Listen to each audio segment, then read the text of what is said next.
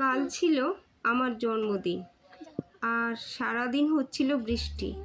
এরই মাঝে সন্ধ্যার পর আমার ছোটো বোন আর ওর বর দুজন মিলে বেরিয়ে পড়ল। আমি বারণ করেছিলাম, কিছু আনিস না, কিন্তু কে শুনে কার কথা। কিছুক্ষণ পর দেখি কেক, খাবার দাবার আর এই সুন্দর ড্রেসটা নিয়ে হাজির হলো, যেটা আমি পরে আছি। তারপর রেডি হয়ে কেক কাটলাম, মায়ের আশীর্বাদ নিলাম।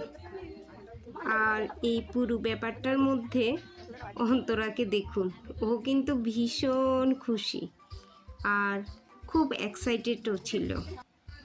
মুখে কিছু না বললেও বুঝতে পারছিলাম। আর সবচেয়ে বড় ব্যাপার হলো, একদম শান্তভাবে বসে সব কিছু লক্ষ্য করছিল। বাড়িতে এমন ছোটোখাটো কিছু অনুষ্ঠান হলে ও কিন্তু খুব উপভোগ করে। আর বৃষ্টি ভেজা এই দিনের শেষে সন্ধেটা বেশ ভালোভাবেই কাটলো আমাদের সবার। আর সবার শেষে হলো জমিয়ে খাওয়া দাওয়া। এই সুন্দর আয়োজনের জন্য ধন্যবাদ ও ভালোবাসা জানাচ্ছি মা, ছুট্টি ও বিল্টুকে।